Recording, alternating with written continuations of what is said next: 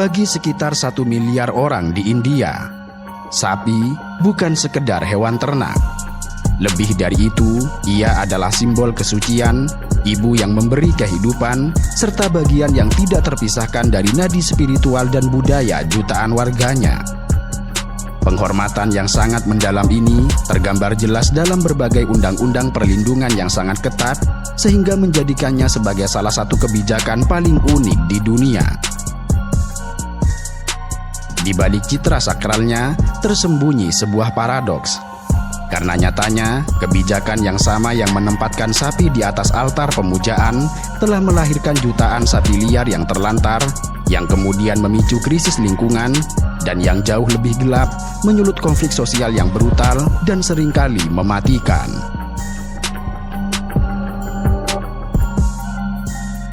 Untuk memahami mengapa sapi begitu dimuliakan di India, kita perlu menyelami warisan budaya dan spiritual yang sudah mengakar selama ribuan tahun.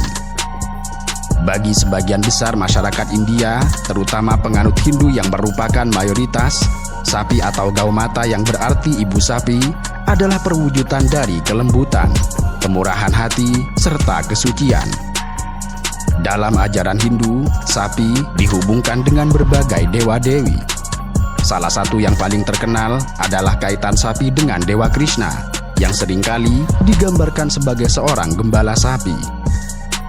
Kisah-kisah masa kecilnya yang penuh kasih terhadap sapi-sapi di Vrindavan telah menginspirasi jutaan pemujanya untuk meneladani cinta kasih tersebut.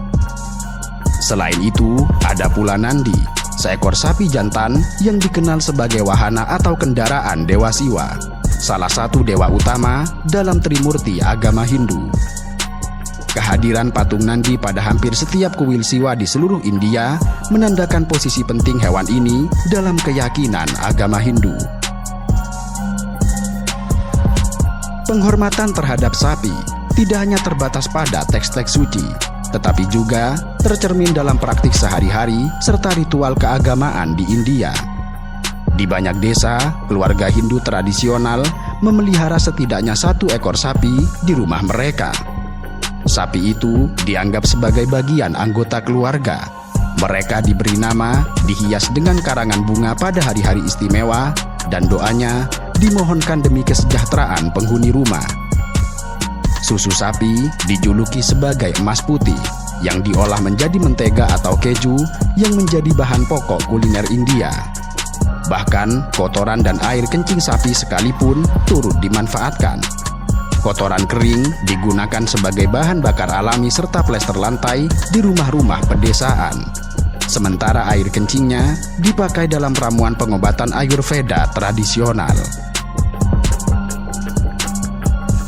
Status kesucian sapi di India tidak hanya berhenti di ranah budaya dan spiritual. Ia telah diterjemahkan ke dalam kerangka hukum yang kokoh serta kuat, yang bagi dunia luar, hukum itu seringkali tampak aneh dan membingungkan. Negara India telah secara aktif mengambil peran sebagai pelindung sapi, menciptakan serangkaian undang-undang yang melarang penyembelihan, serta mengatur perlakuan terhadap hewan ini dengan sangat ketat. Dorongan untuk melindungi sapi secara hukum telah ada sejak sebelum kemerdekaan India.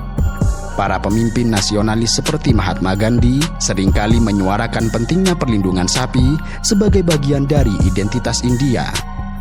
Setelah kemerdekaan, sentimen ini diabadikan dalam Undang-Undang India. Pasal 48 dari Pedoman Prinsip Kebijakan Negara menyatakan bahwa negara harus berusaha mengorganisir pertanian dan peternakan dengan cara-cara modern dan ilmiah, khususnya mengambil langkah-langkah untuk memelihara dan meningkatkan keturunan, dan melarang penyembelihan sapi dan anak sapi, serta ternak perah dan penarik lainnya. Kendatipun pasal ini tidak bersifat mengikat secara hukum, yang artinya tidak dapat dipaksakan di pengadilan, tetapi ia memberikan landasan moral dan politik bagi negara-negara bagian di India untuk membuat undang-undang mereka sendiri. Akibatnya, lanskap hukum perlindungan sapi di India menjadi sangat bervariasi. Hingga tahun 2025, lebih dari 20 dari 28 negara bagian di India memiliki undang-undang yang melarang atau sangat membatasi penyembelihan terhadap sapi. Tidak hanya itu, hukuman bagi yang melanggar tergolong sangat berat. Di negara bagian seperti Gujarat, penyembelihan sapi dapat dijatuhi hukuman penjara seumur hidup. Di negara bagian lain seperti Haryana dan Maharashtra, hukumannya bisa mencapai 10 tahun penjara, ditambah dengan denda yang cukup besar.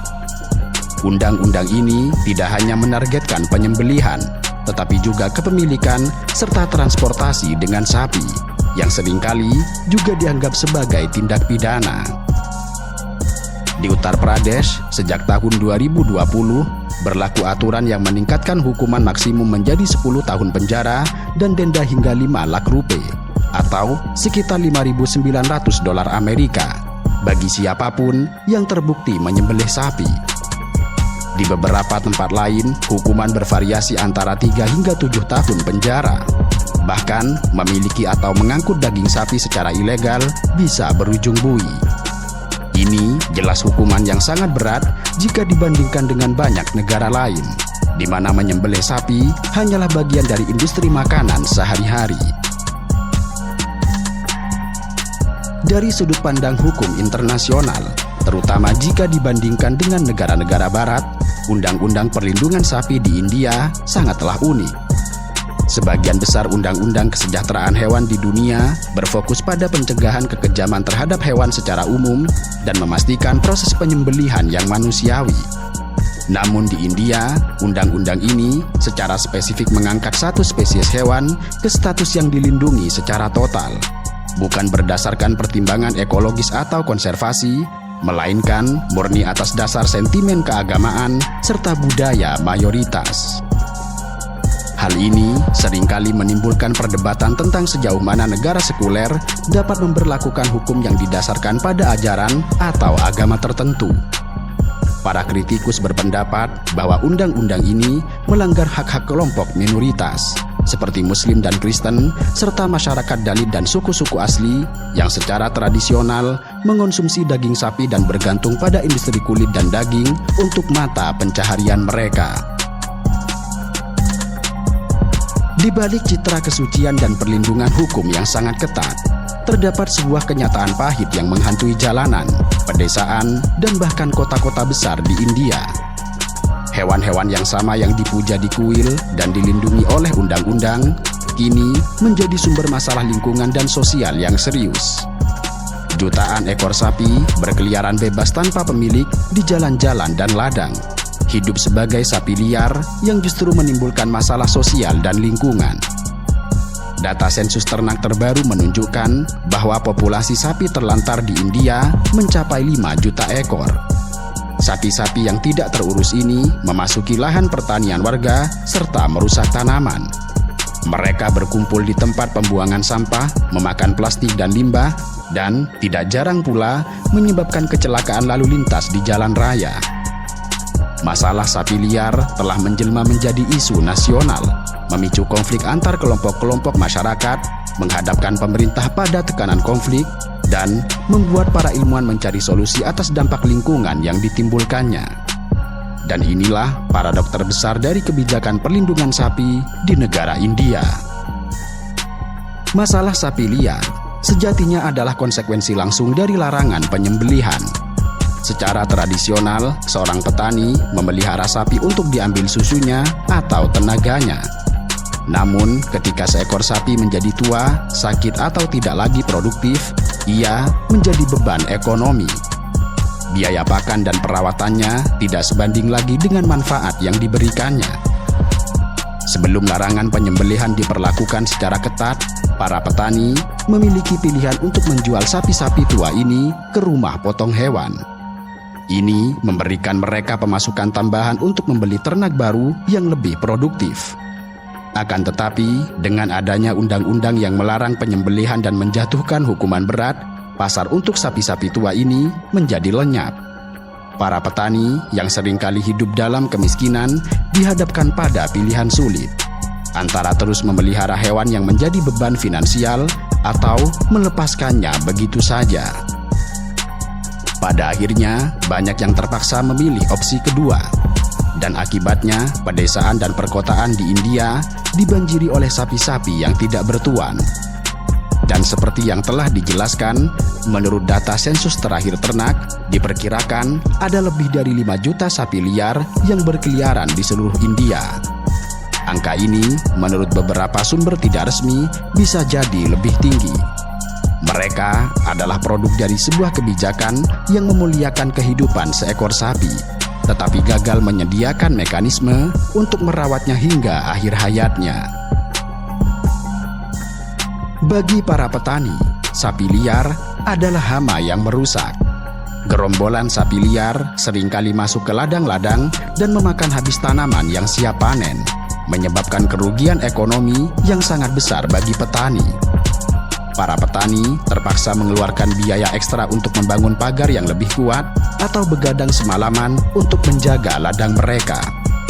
Frustrasi di kalangan petani seringkali sangat tinggi, menciptakan ketegangan di komunitas pedesaan. Di beberapa daerah yang paling parah terkena dampaknya, para petani yang putus asa telah mengambil tindakan drastis dengan menggiring dan mengunci ratusan sapi liar di dalam gedung-gedung pemerintah seperti sekolah dan kantor desa. Aksi ini adalah bentuk protes untuk menekan pemerintah agar segera mencari solusi atas masalah yang mengancam mata pencaharian mereka. Sementara di perkotaan, sapi-sapi liar ini seringkali terlihat mengais makanan di tumpukan sampah. Tidak mampu membedakan antara sisa makanan dan sampah, mereka menelan plastik dalam jumlah besar. Berita tentang dokter hewan yang mengeluarkan puluhan kilogram plastik, paku dan sampah lainnya dari perut seekor sapi telah menjadi hal yang biasa. Bukan hanya itu, sapi liar yang berkeliaran di jalanan, terutama pada malam hari, menjadi ancaman serius bagi keselamatan lalu lintas. Ribuan kecelakaan fatal dilaporkan setiap tahunnya akibat kendaraan yang menabrak sapi. Upaya-upaya seperti menempelkan stiker reflektif pada tanduk sapi telah dilakukan di beberapa daerah. Namun skala masalahnya terlalu besar untuk diatasi dengan solusi sederhana seperti itu.